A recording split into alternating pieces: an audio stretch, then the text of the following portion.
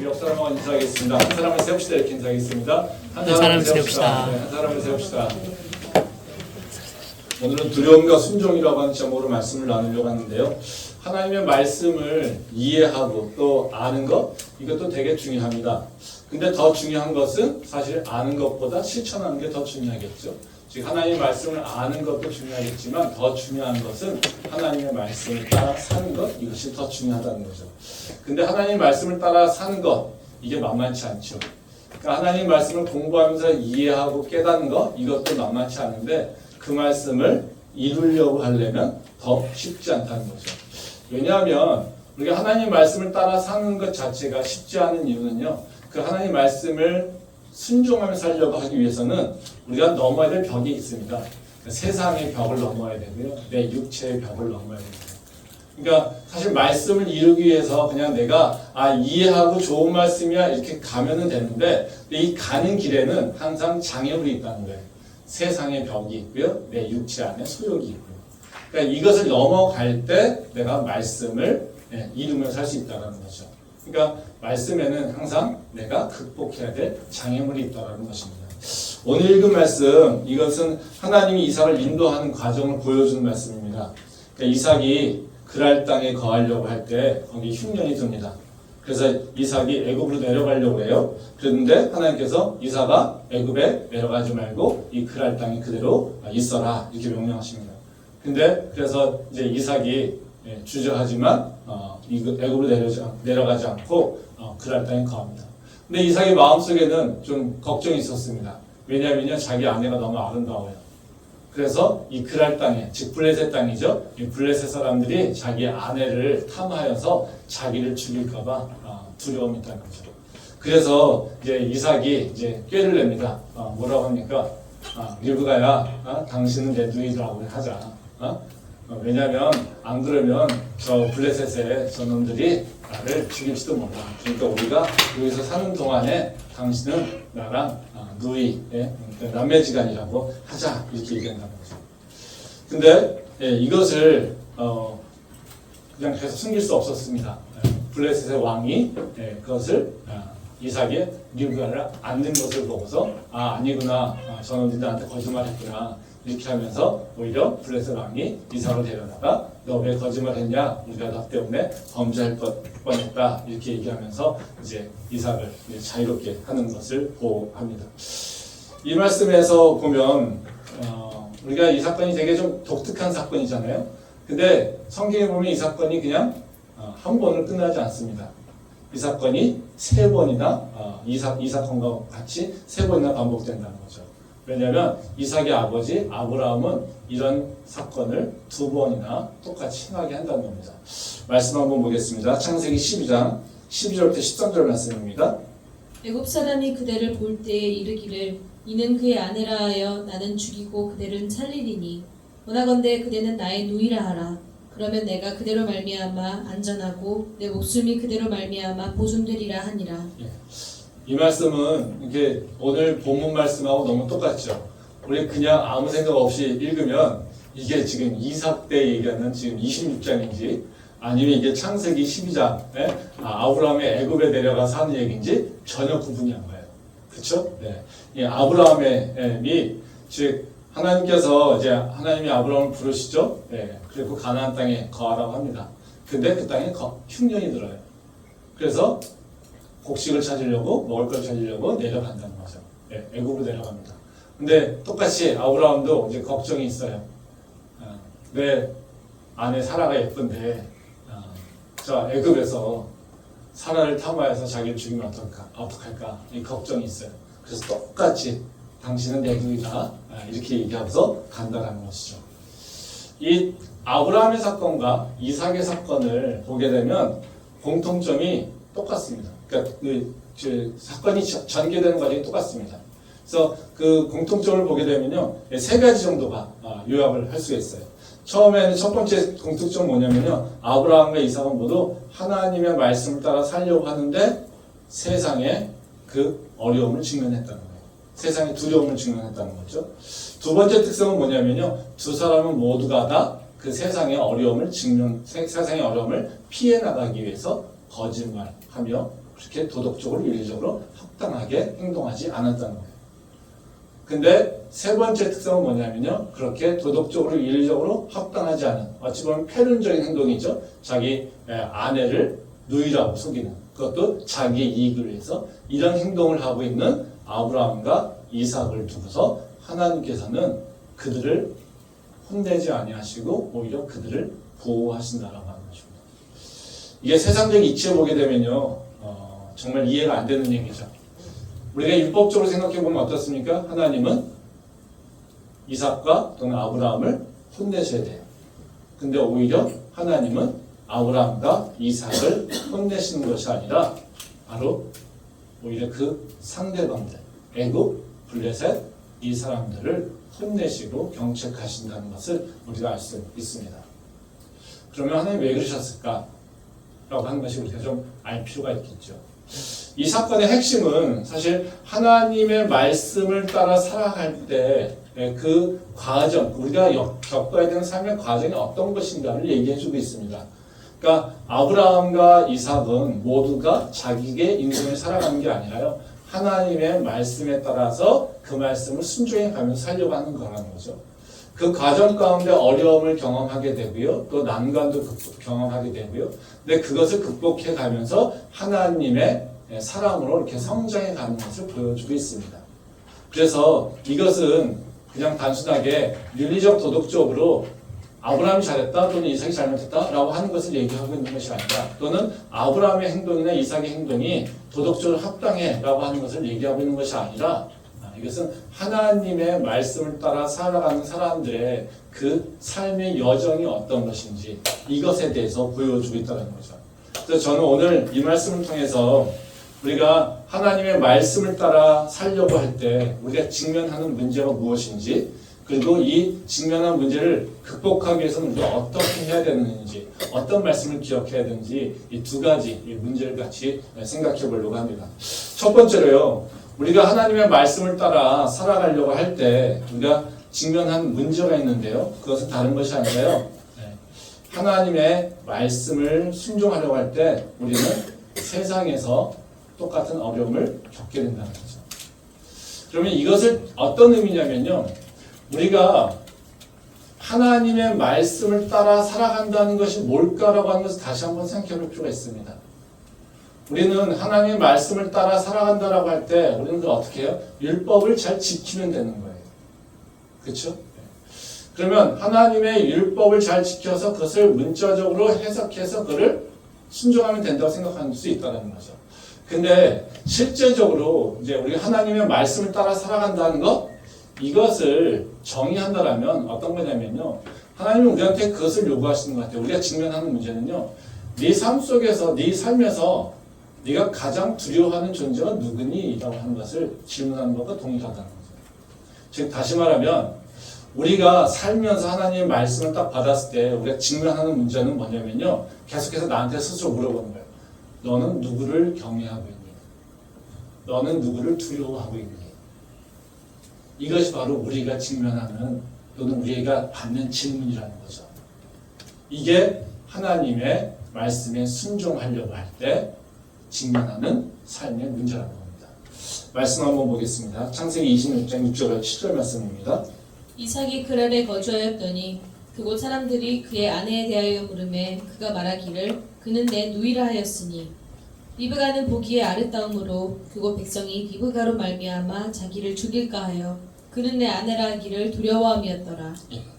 이것은 하나님이 이제 기근으로 인해서 애굽으로 내려가려고 하는 그 이삭에게 가지 말고 그랄에 거주하라 이런 얘기죠. 그랬더니 이삭이 이제 계획을 바꿔서 그랄에 거주합니다.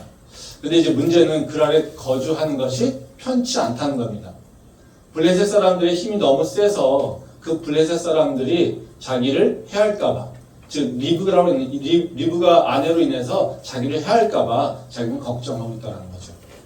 그러면 이 상황은 어떤 거냐면요. 이삭의 상황은 어떤 상황이냐면 사실 두 개의 두려움에 끼인 상황입니다. 한쪽에서는 하나님 말씀을 받았어요. 그리고 또 한쪽에서는요. 세상의 문제에 직면해 있어요. 즉 하나님께서 야 애굽으로 가지 말고 그랄에 있어 라고 합니다. 그러면 이 하나님을 아는 사람들, 즉 하나님의 말씀을 지켜야 된다는 걸 아는 사람들은 어떤 생각이 듭니까? 아, 이 말씀을 반드시 지켜야지. 이 말씀을 지키지 않으면 내가 하나님한테 혼날 수 있지라고 하는 생각이 자연히 들겠죠. 즉 하나님에 대한 두려움이 있었을 거죠. 하나님. 근데 또 다른 한편에서 어떤 것이 있을까요? 예, 이 또 다른 한편에서는 세상을 보니까요. 세상이 너무 두려워요. 아, 하나님 말씀을 지키려고 하니까요. 저 블레셋 사람들이 보이는 거예요. 저 블레셋 사람들, 저 짐승 같은 놈들인데 저놈들이 내 아내를 탐해서 나를 죽이면 어떡하지? 라는 거죠. 즉 두 가지 종류의 두려움에 휩싸게 된다는 거죠. 하나님의 말씀을 지키지 않을 때 혼날 것에 대한 두려움, 또 하나는 세상 그 말씀을 지키려고 할 때 세상에 직면해서 세상이 나를 해할까봐 하는 두려움. 이 두려움에 우리는 직면하게 된다는 거죠. 이게 사실 이 믿는 자의 삶의 모습입니다. 이것은 이상의 문제만은 아니죠. 그렇지 않습니까? 우리는 하나님의 말씀을 받고 순종하려고 할 때마다 항상 이런 문제를 직면하게 돼요. 저희 교회가 15년이 됐습니다. 근데 15년 전에 이 교회가 개척될 때 우리가 쉬웠느냐? 쉽지 않았다는 거죠. 뭐 학교에다가 교회를 세운다라고 하는 것 자체가 여러 가지 장애가 장벽에 그 직면을 했었습니다. 뭐 주변에서 찬성하는 사람도 믿는 자들도 있었지만 방해하는 사람도 있었다는 거죠. 특히 이제 학교 내에서 뭔가 새로운 일들이 일어난다라고 하면 학교의 행정당국은 되게 긴장하고 또 그것에 대해서 판단하겠죠. 그러니까 종교의 어떤 편향성이 일어날까봐 두려워하는 것이죠. 뭐 저희 앉아 계신 장로님은 저는 그때는 젊은 교수여서 그렇게 상관이 없었지만 장로님은 위에 불려가가지고 교회 하지 마라고 하는 얘기를 듣고 또 압박도 받은 걸 저는 알고 있습니다. 그럼에도 불구하고 그 모습이 어떻겠습니까? 한쪽에서는 학교에서는 하지 말라. 그리고 하나님께서는 교회를 세워야 된다라고 하는 이 캠퍼스에 교회를 세운다라고 하는 그 말씀을 하시는데 그 사이에서 어떤 모습이었겠습니까? 두려웠겠죠. 일루 가자니 하나님이 두렵고요. 절루 가자니 학교가 두렵고요. 이것이 인간적인 모습이라는 거죠. 그 두려움 가운데 하나님을 경외하는 것을 더 두려워하는 것, 이것이 오히려 말씀을 순종할 수 있게 되는 것이죠. 교회 개척뿐만이 아니라 우리 그냥 쉽게 신앙생활하면 다 그렇습니다. 전도하려고 하면 어떻습니까? 노방전도한다. 저는 우리 교회 성도들한테 노방전도를 이렇게 아주 이렇게 강요하거나 하진 않습니다. 근데 우리 노방전도를 가끔 제가 이제 하려고 할 때가 있습니다. 그 순종 또는 하나님께 훈련받는 것의 의미에서 또 포스터 붙이고 이런 것들도 저는 우리 성도들에게 요구하는 경우가 있습니다. 그거는 다른 것이 아니고 훈련의 개념이 있죠. 근데 뭐 포스터를 붙인다라든가 노방전도 할 때 가면 어떻습니까? 우리 처음에 가면 어떻습니까? 이 전도지 나눠지는 게 정말 두렵죠. 뭐가 두렵습니까? 하나님이 보시는 것 같아서 안 할 수도 없어요. 그렇죠? 근데 저게 내 친구가 나를 보면 어떨까? 내가 아는 사람이 길가에서 전도지 돌리는 거 보면 나를 어떻게 생각할까? 그런 걱정이 있죠. 그래서 노방전도 하면서 우리는 어떻게 합니까? 내가 아는 사람을 안 만나기를 바라는 마음으로 사실 노방전도 하는 경우가 꽤 있다는 거죠. 무슨 얘기예요? 하나님 말씀과 내 세상에서 나의 체면 사이이죠. 예배 드리는 거, 어쩌면 주일날 예배 드리는 거 너무나도 당연한 거 아닙니까? 근데 왜 주일날 예배를 못 드립니까? 이게 사실 두려움이죠. 물론 게을러서 나태해서 잠자느냐고 늦잠 자느냐고 예배 못 드리는 그거는 뭐 케이스가 아닙니다. 그거는 당연하게 두말할 필요 없이 그냥 나가서 예배 드려야 되는 거고요. 회개해야 되는 거고요. 근데 우리 예배 드릴 때 되게 세상에서 열심히 살려고 할 때 우리는 어때요? 세상에서 많은 짐을 가지고 있을 때 이 예배 시간이 너무 소중하죠. 예배 오면 시간을 3시간, 4시간 잡아먹어. 나 지금 바빠 죽겠는데. 내가 예배 드냐고 이것을 내가 해야 될 일 다 못하고 내가 공부를 다 못하고 내가 해야 될 그 일들을 실천하지 못하면 내가 밖에 나가서 사람들한테 비난받을 수 있을 텐데 내 상사가 아니면 내가 시험을 망칠 수도 있을 것 같은데 라고 하는 걱정이 있다는 것이죠. 그래서 공부 안 하다가도 항상 시험 때 되면요 항상 교회 안 나오는 이유가 분명해지잖아요. 그렇죠?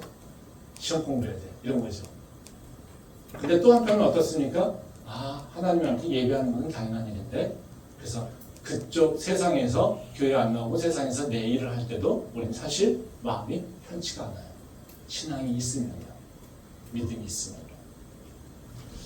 우리의 삶은 사실 하나님의 말씀을 따라 산다라고 하는 것 자체는요, 쉬운 일이 아니라 사실 계속 샌드위치, 그것도 좋은 샌드위치가 아니라요, 두려움의 샌드위치에 살 수밖에 없어요.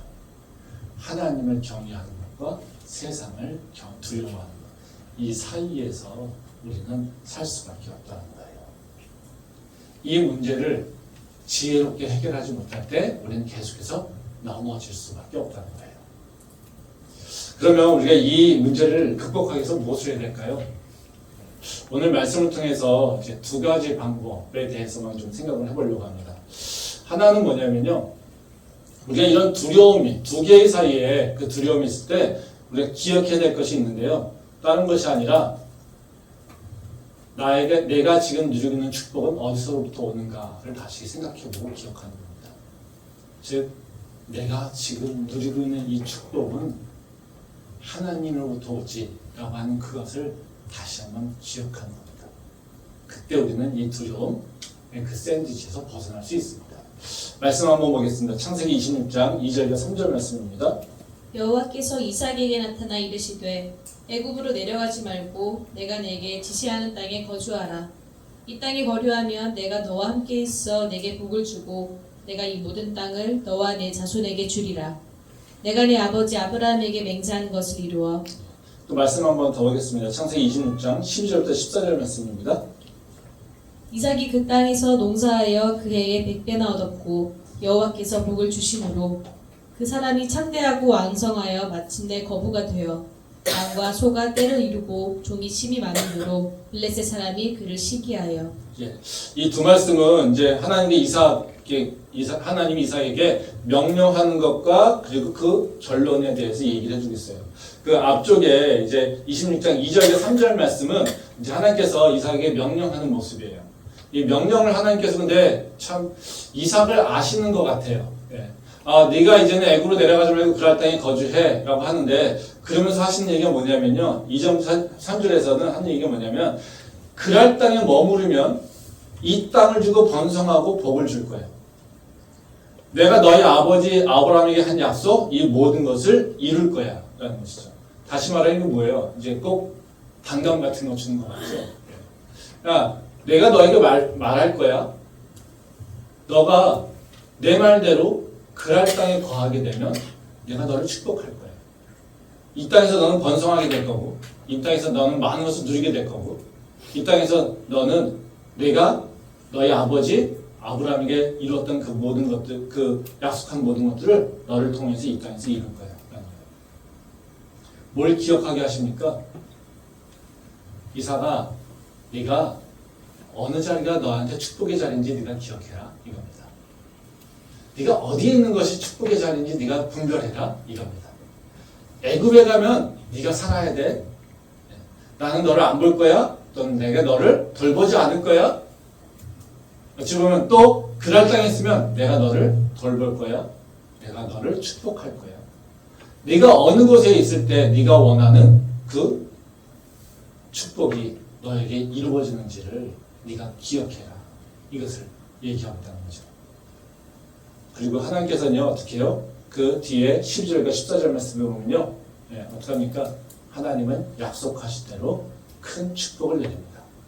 그래서 이삭이 그랄 땅에 거주하니까요, 하나님 복을 주셔서 농사가 잘 되고요, 거부가 되게 하시고, 그리고 양과 소가 이 때를 이루어서 정말 많았다고 합니다. 그래서 어느 정도면요, 블레셋 사람들이요, 시기하여 가지고요, 이삭을 질투하고 이삭이 우물 파는 것보다 빼앗고 뭐 이런 일이 일어난다는 겁니다. 한번 우리가 다시 한번 생각해 봅시다. 하나님이 누구십니까? 그리고 나는 하나님에게 하나님 누구라고 지금 고백하고 있습니다. 지금 내가 누리고 있는 이 축복은, 내가 누리고 있는 이 모든 것들은 다 어디서부터 옵니까? 이것이 우리의 삶의 근원적인 문제이고 이것이 우리의 신앙의 근원적인 문제 아닙니까? 나의 복은 어디서부터 옵니까? 하나님은 누굽니까? 하나님은 다른 분이 아니라요, 나의 축복의 근원 되시는 분이라고 성경은 지금 얘기하고 있다는 거예요. 말씀 보겠습니다. 야고보서 1장 15절부터 17절 말씀입니다. 욕심이 잉태한즉 죄를 낳고 죄가 장성한즉 사망을 낳느니라. 내 사랑하는 형제들아 속지 말라. 온갖 좋은 은사와 온전한 선물이 다 위로부터 빛들의 아버지께로부터 내려오나니 그는 변함도 없으시고 회전하는 그림자도 없으시니라. 이 말씀은 우리가 어떻게 복을 누리면 살 수 있는지를 알려주는 얘기죠. 그래서 욕심이 잉태한즉 죄를 낳고 죄가 장성한즉 사망을 낳느니라. 우리가 많은 복을 누리고 많은 좋은 것들을 가지려고 열심히 살아갑니다. 더 많은 것을 가지려고 열심히 살아갑니다. 근데 그 열심인 것이 어떻게 됩니까? 오히려 죄를 낳게 되고 오히려 나에게 사망을 낳게 되는 그런 결과가 있다는 겁니다.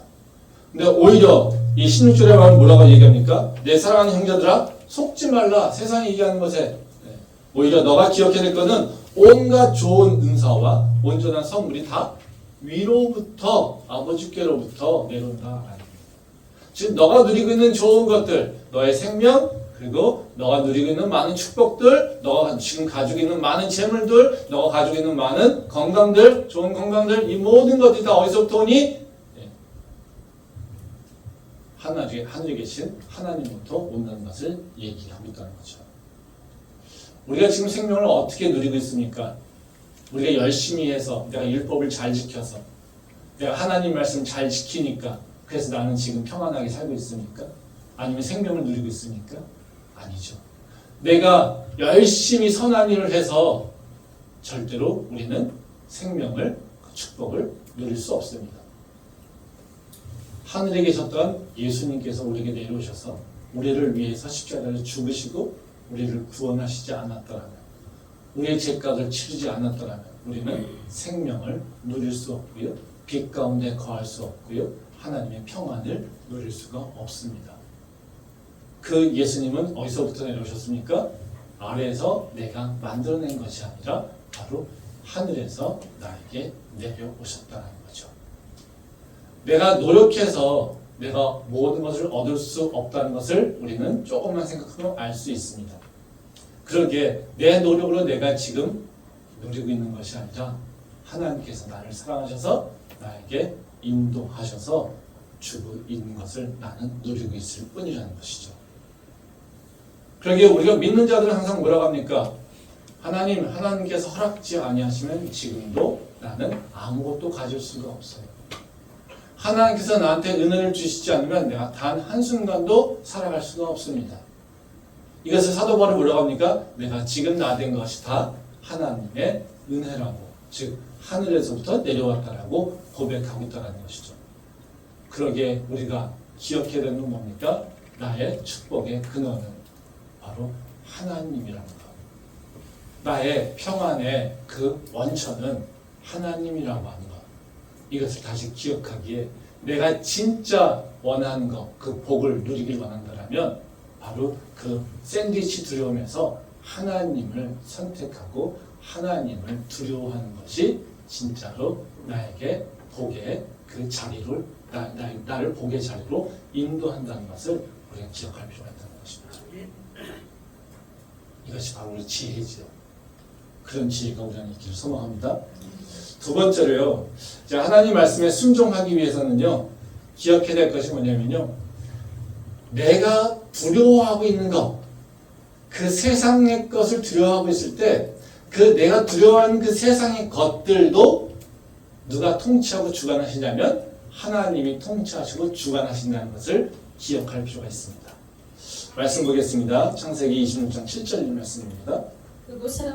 그곳 사람들이 그의 아내에 대하여 물음에 그가 말하기를 그는 내 누이라 하였으니 리브가는 보기에 아리따움으로 그곳 백성이 리브가로 말미암아 자기를 죽일까 하여 그는 내 아내라 하기를 두려워함이었더라. 예, 이 말씀은 이제 이삭이 세상에 대한 두려움을 다루는 모습이잖아요. 근데 하나님 말씀에 따라 이제 그 아래 살 때 이삭이 두려워하는 거죠. 근데 이 이삭이 세상의 두려움을 극복하기 위해서, 그걸 피하기 위해서 한 것은 뭐냐면요, 거짓말하는 겁니다. 이 거짓말이라고 하는 것은 절대로 좋은 것은 아니죠. 근데 지금 이삭이 하고 있는 거짓말은요, 그 거짓말 중에도요, 아주 정말 나쁜 거짓말이죠. 자기 아내를 누이라고. 야, 내가 죽을까봐 너가 내 아내인 것을 숨겨. 만약에 내 남자친구가 이런 모습이라면 우리는 만날 이유가 없죠. 제가 제 아내를 숨기고 이렇게 산다라면 제 아내는 저를 절대로 신뢰하지 못할 거예요. 그럼 어떻게 해요? 이건 천벌을 받아 마땅한 사람이죠. 근데 하나님은요, 이런 이삭을 꾸짖지 않으신다는 거예요. 이게 참 놀랍죠. 그래서 우리한테는 도전이 됩니다. 야, 하나님 왜 그러셨을까? 예? 그렇죠? 하나님은 별로 거짓말하는 걸 그렇게 중요하게 여기지 않으시나? 다 거짓말해도 되나? 그렇죠? 우리 거짓말해도 됩니까? 네. 무슬림은 살기 위해서 거짓말 해도 된다고 얘기하더라고요. 우리도 그럴까요? 아니죠. 근데 이 사건을 보면요, 우리가 이제 궁금한 게 그런 생각을 합니다. 이 사건은 그냥 이삭이 나쁜 놈이야라고 하는 것도 있을 수 있겠지만요, 사실 이삭의 입장에서 한번 생각해 볼 필요가 있어요. 이삭이 왜 그렇게 할 수밖에 없었을까? 왜 거짓말을 했었을까? 그 문제를 해결하면 돼요. 이삭이 선택한 방법에 대해서 우리가 생각을 해볼 필요가 있고요. 또 하나는 하나님 입장에서 하나님은 왜 혼내지 않았을까? 라고 하는 두 가지 문제를 우리는 생각해 볼 필요가 있어요. 그래서 이삭이 왜 그랬을까? 그리고 하나님은 왜 혼내지 않았을까? 이걸 우리가 생각해야지 요 문면을 좀 이해할 수 있다는 거죠. 그럼 먼저 이제 이삭이 왜 그랬을까? 왜 많은 방법이 있었을 텐데 굳이 이런 방법을 선택했을까? 이걸 좀 생각해 볼 필요가 있죠. 왜 그랬을까요? 다른 것이 아닙니다. 이삭이 배운 게 이 모습이죠. 누구한테요? 아버지한테. 아버지가 어떻게 해요? 똑같이 두 번을 하잖아요. 근데 이 두 번만이 문제가 아니겠지만 이 아브라함이 살아가는 방법은 뭡니까? 위험이 있을 때 나는 거짓말해. 이거였어요. 근데 그것을 어깨너머로 계속 봐왔겠죠. 그러니까 이삭이 뭘 받겠습니까? 네, 어깨너머로 배운 거 그대로 행동하는 것이죠. 하나님을 의지하고 산다라고 하는데, 하나님 말씀을 따라 살아간다고 하는데, 아브라함은 하나님 말씀을 따라 순종했습니다. 근데 또 한편에는요, 그 세상에 대한 어려움을 직면할 때마다 어떻게 해요? 세상적인 방법으로, 육체적 방법으로, 그리고 윤리적, 도덕적으로 맞지 않는 방법으로 그냥 자기가 살기 위해서만 살았다는 거죠. 우리가 부모가 기복적인 신앙생활을 하고 있으면 그 자녀들은 어떨까요? 기복적인 신앙으로 빠져듭니다. 그저 뭐요? 나만 잘 되면 되라는 거죠. 하나님의 의로움과 정의는 우리는 관심 없어요. 기복의 신앙에서는요. 그래서 뭐든지 해도 되죠. 그러니까 그런 신앙은 어떤 신앙의 모습을 갖고 있습니까? 무조건 복을 받기 위해서는 하나님께만 충성하면 돼. 뭐가 안 보입니까? 세상의 윤리와 도덕이 보이지 않아요. 그것이 심하게 되면 뭡니까? 이단에 빠지는 이유예요. 하나님만 보면 돼. 주변은 안 봐도 돼. 라고 하는 거예요. 그런 행태가 우리한테 있는 것이죠. 사실 이건 굉장히 중요한 건데, 우리한테요. 우리가 가지고 있는 공동체, 우리가 속해 있는 공동체가 얼마나 소중한지를 이 모습은 보여주고 있습니다. 내가 자라는 가정의 환경, 내가 속해 있는 공동체의 배경, 이것들이 얼마나 소중한지를 보여주고 있고요. 또 그리고 우리가 그 공동체를 어떻게 형성해 가고 있는지, 이것이 정말로 얼마나 중요한지를 보여주고 있다는 거죠. 저도 많은 제가 목회를 하면서 많은 영향을 받았던 것을 제가 이렇게 돌아보면요. 제가 오랫동안 한 저희 목사님이에요. 저희 목사님이 해왔던 그 모습들, 저도 모르는 사이에 제가 예전에 한 10년 전 정도에, 그 목회하고 나서 제가 다니던 교회에 청년부 제가 수련회 집회에 간 적이 있었습니다. 근데 제가 그때 그 모습을, 그전에는 잘 몰랐는데요. 그때 수련회에서 집회하는 모습을 보면서 저희 그 목사 사모님이 비슷하다고 얘기하더라고요. 근데 저도 저 모습을 그때 보니까 제가 섬기던 교회 목사님의 모습하고 많이 비슷하더라고요. 이것뿐입니까? 그렇지 않죠. 저희는 모르게 부모님의 모습을 배우죠. 또 내가 속한 회사의 보스가 사수가 어떻게 하는지에 따라서 나는 그걸 배우고 하죠. 그렇죠? 우리는 하나님 말씀을 따라 사는데요. 우리는 어떻게 하냐면요. 내가 속한 공동체에서 어떤 행동해 왔지라고 하는 걸 통해서 우리는 자연스럽게 배운다는 거예요. 사실 제가 우리 교회에서 오늘 저희 이제 미얀마 아카데미 2기가 개강식을 합니다. 제가 미얀마 선교에 관심을 갖게 된 이유는 제 개인적 관심에서 시작되지는 않습니다. 미얀마에 관심을 갖게 된 것은 제가 시작은요.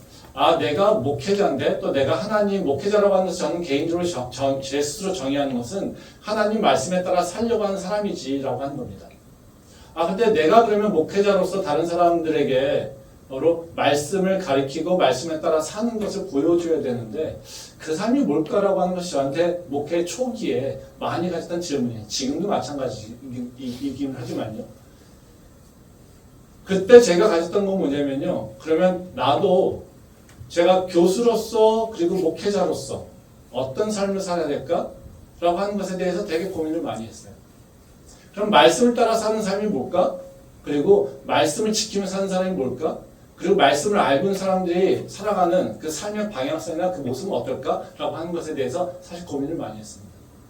물론 비족한 점이 너무 많지만요. 그래서 시작된 것이 뭐냐면요. 우리는 내 욕심, 내가 먹고 사는 거 내 욕심만 사는 것이 아니라 하나님 말씀을 전하고 내가 선포하고 있는 말씀대로 우리가 청년을 열방을 넘어서 청년에게 복음을 전하는 것이 우리가 해야 될 일이에요. 예수님께서 우리에게 말씀한 것처럼 예루살렘과 사마리아와 땅끝까지 가서 복음을 전하는 것이 우리가 해야 될 일이야 라고 하는 것을 매일같이 선포합니다. 그러면 그것을 하기 위해서 우리가 도전해야 되고 또 그 도전이 쉽지 않아도 그리고 그 도전의 환경이 열악하다 하더라도 그 말씀을 믿고 발을 띄는 것이 우리가 해야 될 일이라는 거죠.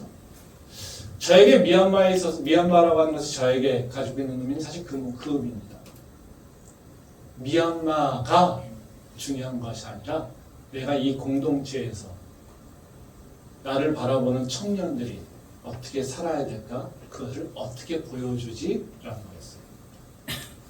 저는 미얀마를 알지도 못했습니다. 미얀마에 관심도 없었습니다. 근데 어느 순간 미얀마가 저에게 들어왔습니다.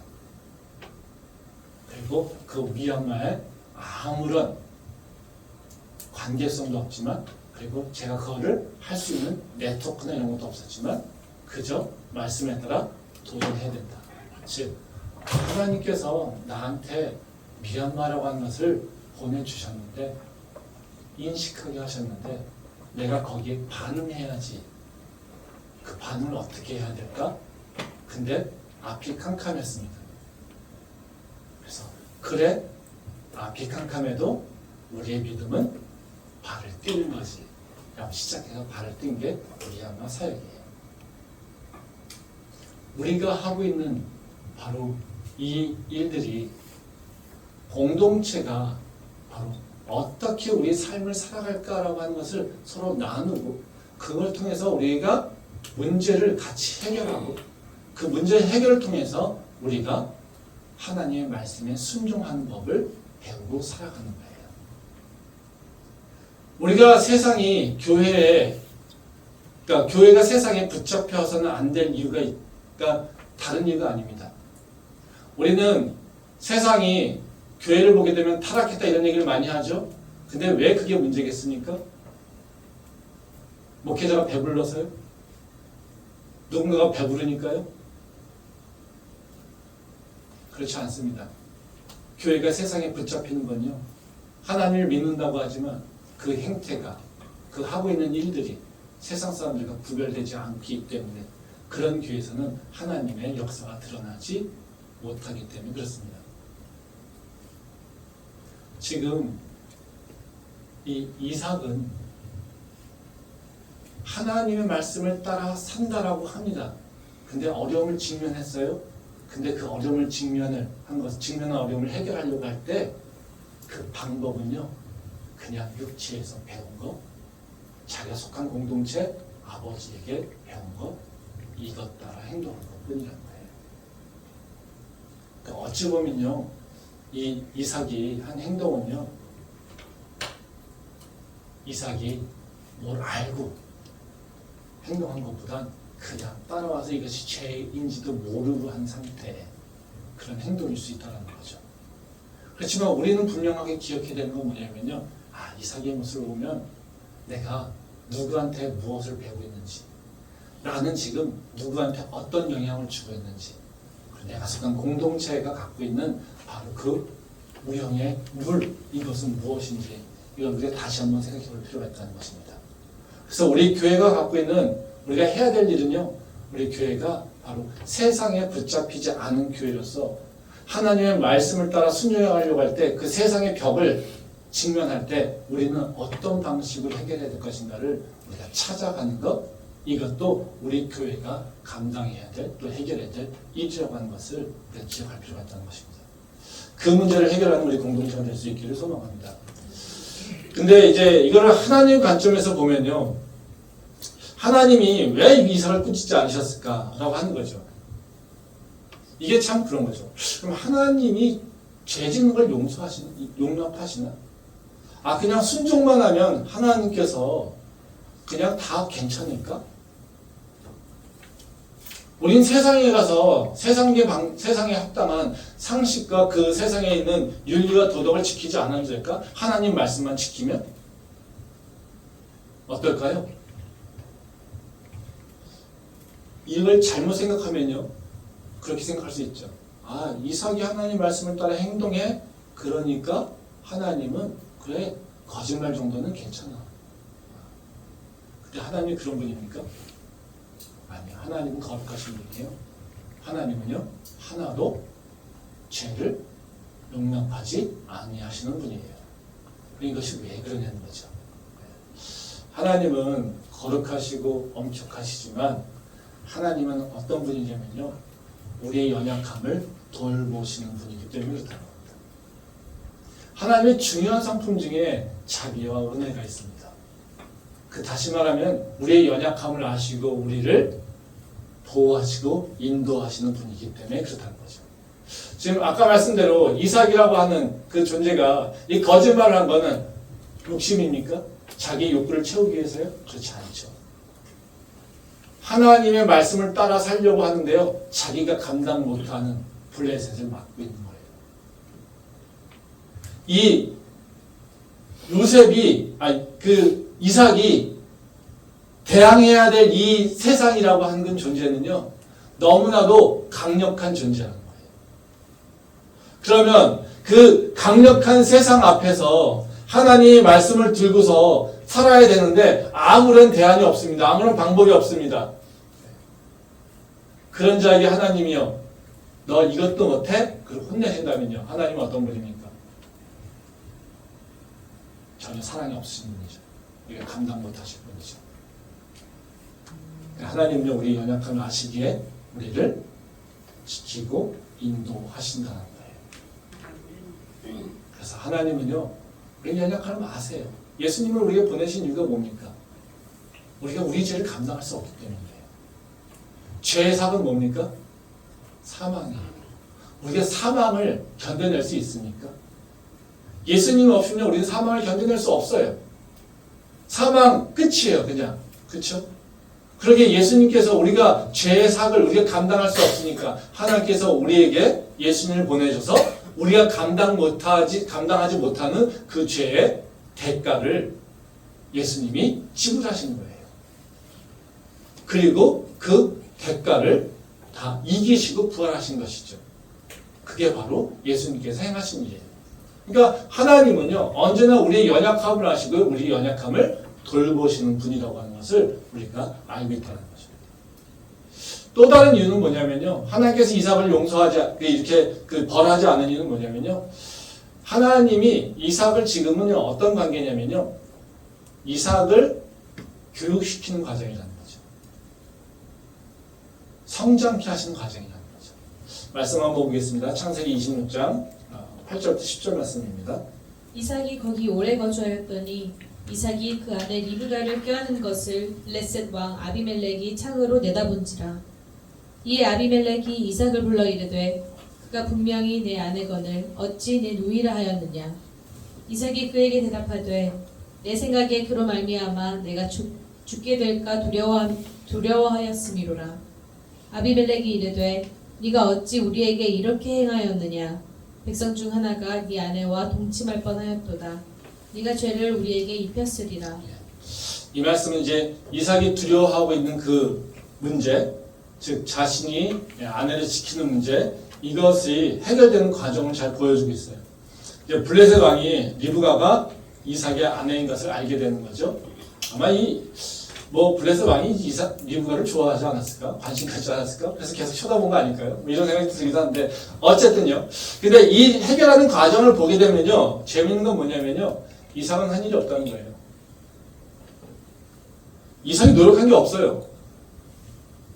블레셋한테 어떤 뭔가 이렇게 뭐라고 해요? 가서 대항한 것도 아니고요. 스무인 것도 아니고요. 어찌 보면요, 자기가 해야 될 일은 다 한 거예요. 하고 싶은 일은요. 부부로서 사는 건 다 사는 거예요. 네. 그러니까 이삭이 한 일이 없어요. 근데 하나님께서 어떻게 해요? 블레셋의 왕의 눈을 띄어서 보게 하셨어요. 그리고 누가 두려워합니까? 두려워할 건 이삭인데요. 지금 누가 두려워합니까? 블레셋 왕이 두려워해요. 그리고 블레셋 왕이 두려워서 죄를 질까봐 걱정하여서 이삭을 불러다가 너 왜 그렇게 했느냐? 내가 범죄할 뻔했잖아. 뭐 한 명이 했다고 하는데 그 본인이겠죠. 내가 범죄할 뻔했잖아. 이것을 얘기한다는 거예요. 다시 말하면 이삭의 문제가 해결되는 과정 가운데 이삭은 한 일이 없어요. 그럼 이삭이 경험한 건 뭡니까? 하나님께서 하시는구나. 그리고 또 어떻게 해요? 블레셋의 왕을 누가 다스리고 있구나? 하나님이 다스리고 있구나라는 것을 알게 되는 거예요.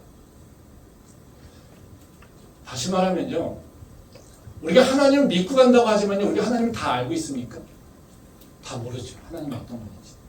우리가 하나님이 전능하다고 생각하고 있어요. 근데 하나님이 전능함이 어느 정도 그 전능한지, 얼마나 어떤 능력을 갖고 있는지 우리가 알고 있습니까? 우리 모르죠. 이삭도 그러지 않았을까요? 왜 범죄했을까요? 왜 거짓말했을까요? 하나님은, 이삭이 알고 있는 하나님은 어떻습니까? 나한테 지금 애굽으로 내려가지 말고 여기 그 아래 머물러 있어. 그럼 내가 너를 지켜줄 거야. 이것만 알고 있는 거예요. 근데 어떻게 지켜줄지 몰라요.